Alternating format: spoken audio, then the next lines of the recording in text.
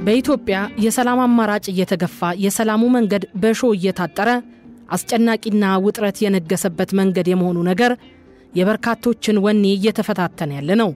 ከእውነት ጋር የሚቆሙ ለደሃ አደጉና ለተበደሉ የሚፈርዱ ለእውነትና ለፍትህ በእውነት የሚቆሙ ሁሉ ድምጻቸው ድል ነስቶ እንዲወጣ የሰላም እጦት፣ ግጭት፣ ረሃብ፣ ድርቅ፣ ስደት፣ ሞት፣ ግፍና መከራ እየተፈራረቀ ጀርባውን ክፉኛ ያጎበጠው ህዝብም ፍትህና እውነት አብቦ እንዲወጣ በቃልም በተግባርም መረጋገጥ አለበት።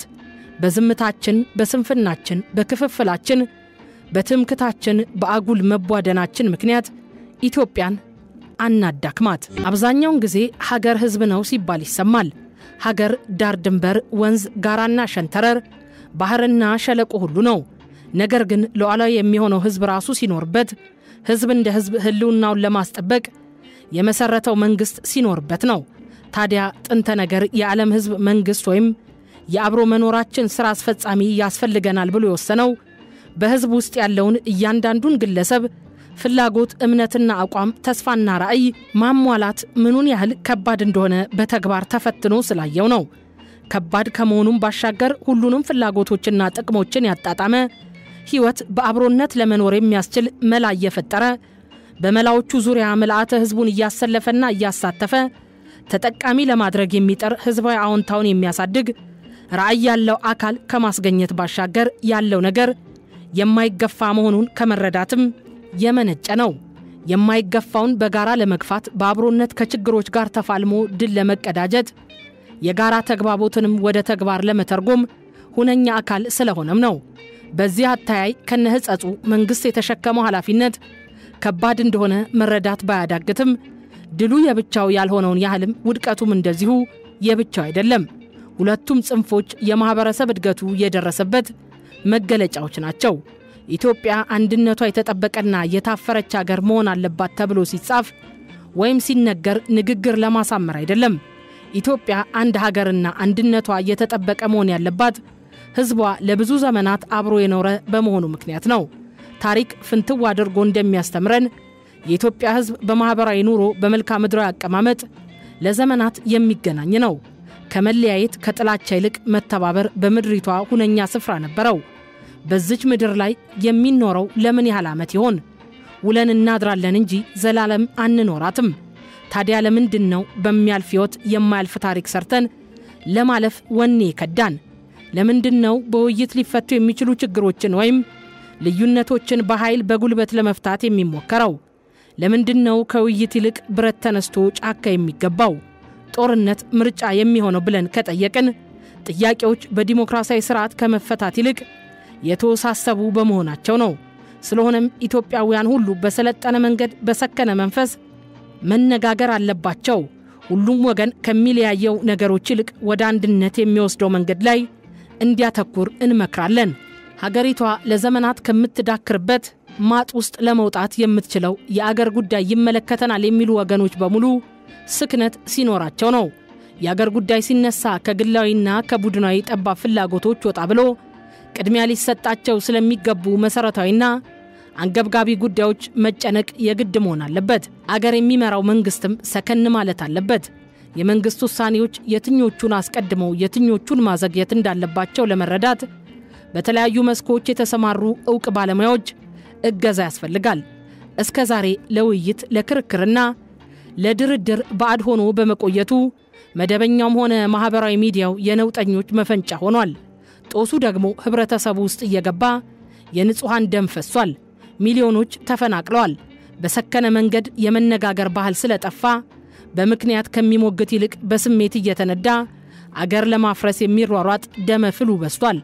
ይህንን ችግር መቀየር የሚቻለው አዲስ የመነጋገሪያ መድረክ መፍጠር ሲቻል ምሁራንና ሊሂቃንም የጎሪጥ ከመታየት በመውጣት በሰከነ መንገድ ለመነጋገር የሚቻልበትን ሁኔታ ማመቻቸት ሲችሉ ነው። ደሃ ሀገር ውስጥ እየኖሩ ለህዝብ ጠብ የማይሉ ነገሮች ላይ መጨቃጨቅና በጠላትነት መፈራረጅ ያተረፈው ቢኖር መናቅ ነው። አንድ ቦታ ቆም ብሎ የገዛ ራስን ነውረኛ ድርጊት በመመርመር የጋራ አማካይ እንዴት መፈጠር እንዳለበት ማሰብ ካልተቻለ የአገርና የህዝብ አሳር ተስፋፍቶ ይቀጥላል። ዞር ብለን ታሪካችንን በጥሞና ካየነው ከጥንት ጀምሮ በህዝብ መካከል መተሳሰብ፣ መከባበር፣ መተዛዘን ያለውን ነገር መካፈል ልዩነቶች መኖራቸው እስከማያስታውቅ ድረስ በጋብቻ ተሳስሮ መዋለድ ረቂቅ የሆኑ የጋራ ስነ ልቦናዎችና መስተጋብሮች ከትውልድ ወደ ትውልድ ተሸጋግረዋል። ይህንን ከመሰለ አስተዋይ ጨዋና ኩሩ ህዝብ ውስጥ የወጡ ፖለቲከኞች፣ ምሁራንና በተለያዩ መስኮች የተሰማሩ ዜጎች ለምን መስከን ያቀታቸዋል? ለምንስ ከህዝባቸውና ከአገራቸው በፊት የራሳቸውን ጥቅም ያስቀድማሉ? ያልተገባ ጥቅም ለማግኘት ሲሉስ ለምን በንጹሃን ህይወት ይቆምራሉ? ለምንስ ህዝብና አገርን አንድ ጋት የማያራምድ ድርጊት ውስጥ ዘወትር ይገኛሉ ብሎ በስክነት መነጋገር ያስፈልጋል። ነፃ ውይይትና የሐሳብ ልውውጥ ቢኖር ግን በጠራራ ፀሐይ እንሸፋፈን የሚሉ ሁሉ በአገር ላይ አይፈነጩም ነበር። ሀገር እንወዳለን፣ ለዜጋው እንጨነቃለን የሚሉ ወገኖች በአንድነት ድምጻቸውን ማሰማት ያለባቸው ኢትዮጵያውያን በነፃነት የሚነጋገሩባቸው መድረኮች እንዲፈጠሩ ነው። ዜጎች ሐሳባቸውን በነፃነት መለዋወጥ ሲጀምሩ ስክነት ይኖራል። በረባ ባልረባው ለአመጽ የሚጋበዙ ሳይሆኑ በሰከነ መንገድ በምክንያታዊነት የሚከራከሩ ይበዛሉ። የሰከኑ ሰዎች በብዛት ሲገኙ ከአመጻ መንገድ ይልቅ ሰላማዊ ዲሞክራሲያዊና ነፃ አስተሳሰቦች ይበራከታሉ።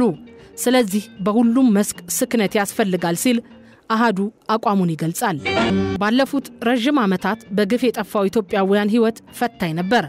አባቶቻችን የውጭ ወራሪን ለመከላከልና በነፃነት ለመኖር ከፍተኛ መስዋዕትነት ከፍለዋል። አምባገነን የሆኑ የየአካባቢው መሳፍንት ግዛታቸውና ሀብታቸውን ለማስፋፋት በሚያደርጉት ጦርነት የብዙ ኢትዮጵያውያን ህይወት ተቀጥፏል። ለእድገት ይውል የነበረ ጉልበትና ሀብት ባክኗል። በ21ኛው ክፍለ ዘመን የሰዎች ብቻ ሳይሆን የእንስሳትም ህይወት በህግ በሚከበርበት ዓለም እኛ እንዲህ መሆናችን ያሳስበን።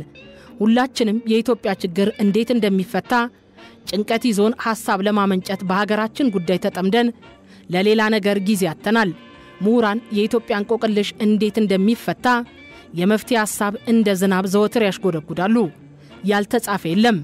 ዕውቀትና ጥበብ ሳይጎድለን እንደጎደለን ራሳችንን ቆጥረን ሌላ መፍትሄ ሐሳብ ለማፍለቅ ከመፍጨርጨር ላንዴም እረፍት መውሰድ አልተቻለም። መፍትሄ እንዳናገኝ የያዘን ከራስ ፍላጎት ውጭ ያለማለም ችግር ነው። ጉዳዩ የጥበብ ማጣት ወይም ከዕውቀት መጉደል አይደለም። ህመም ላይ ያለችው ሀገር የምትፈወስበትን መድኃኒት ምርጫችን ከማድረግ ይልቅ ከአልጋዋ ገና ተነስታ ወደፊት ስለምትሰራው ሥራ እቅድ በማውጣት ተጠምደናል። ይህ ሳያንስ አሁን ደግሞ ሰላም እጦት ተጨምሮበታል። በዚህ ሁሉ ግርግር ውስጥ ዛሬም እንቆቅልሽ የሆነብንን ውስብስብ የኢኮኖሚ፣ የፖለቲካ በጎራ መቧደንን የመሳሰሉትን ችግሮች ለመፍታት እንራወጣለን እንጂ እያሰመጠን እንደሆነ አላስተዋልንም። ጥበብ እያለን ጥበብ እንደሌለን ሆነን የምንኖረው አካሄድ ይቆም። ከመጠፋፋት ፊታችንን አንስተን ሁላችንም ፊታችንን ውስብስብ ወደ ሆነው እንቆቅልሾቻችን ዘወር እንድናደርግ አቅም ይሰጠናል። የዚህ መድኃኒት ፍቱንነቱ በዋነኝነት የሚታየው ከሚያጠፋፋን ከእርስ በርስ ትንቅንቅ መገላገሉ ነው። ትንንሽ ግርድፍ ስሜትን ንቀን ትልቅና ረቂቅ የሆነውን ጥበባችንን የሙጥኝ ካላልን እያለን እንደሌለን ሆነን ከድጥ ወደ ማጥ እንዳንዘግጥ ያሰጋል። ስለዚህ ሁሉም ይመከር፣ ከመስማት ምንጊዜም አይቦዝን፣ ለሚቃወምም ጆሮ አይነፈግ። በተለይ የአመራር ትኩረት ፍጹማዊ ፍትሃዊ እንዲሆንና በዚህ ጉዳይ የመካሰስ አውድ እንዳይኖር ከሁሉ በፊት ያለ አድሎ መሆን ቅድሚያ ይሰጠው። ለመስተካከልና ለማስተካከል ዘወትር መፍጠን ምክንያት ሳይሰጡ ለስህተት ኃላፊነትን መውሰድና በጊዜ እርማት ይሰጥ። ህዝብም ሰከን ለማለት ይድፈር። በመረዳት እንጂ በጭፍን አይፍረድ። እንደ አመፀኛ ዳኛ ፍርደ ገምድል አይሁን። አገር የተጣደችበትን እሳት አግሎ ለማንደድ ልቡ አይፍቀድ። ሚዛናዊ መሆንና የጎበጠውን ለማቅናት ቅንነትን መካከለኛ ማድረግ የኃላፊነቱ ሌላኛው ገጽታ መሆኑን ችላ እንዳይል ያስፈልጋል። ፖለቲከኞችም ሀገርን በፈጠራ ተረት በማተራመስ የሚገኝ ትርፍ ህሊናን መሸጥ ነውና ሳይመሽ ወደ ቀልብ በመመለስ ባለማስተዋል የሴረኞች ፊትና ጭምብል ከመሆን መተባበር ይቀር። ጠላት መሆንን እንጸየፈው እናንተ። እውነተኛው የኢትዮጵያ ጠላት ስጋና ደም ያለው አይደለም። እኛም የኢትዮጵያ ልጆች ነንና ከዚህ እኩይ መንፈስ መጠቀሚያ ከመሆን ራሳችንን እናስመልጥ። በህዝብ ስም ቁማር መጫወት ምንም አይጠቅምምና ይገታ። የሃይማኖት አባቶች ተስፋ ቆርጣችሁ ያንኑ ተስፋ ቢስነት አትዝሩ። እምነተ ቢሶናችሁ አታስቆዝሙ። የጨለመ የሚመስለው ይበራል፣ የተበላሸ የሚመስለው ሁሉ ይስተካከላል። ቤተ እምነት መንግስትን በሞራል እየመራ ለመንግስትም ሆነ ለሀገር መትረፍ ይችላል ተብሎ ሲጠበቅ የተገላቢጦሽ አይሁን። ሁሉም የእምነት አባቶች በተቀናጀ መልክ ለኢትዮጵያ ፈውስ መላ ዘይዱ። በጥሞናና በማሰላሰል ወደ ፍቅርና ይቅርታ የሚወስደንን መንገድ ብታመላክቱ ወደፊት ለሚታየው መፍትሄ መንገድ ጠራጊና ፋና ወጊ ትሆናላችሁ ሲል አሃዱ አጽንኦት ይሰጠው ይላል።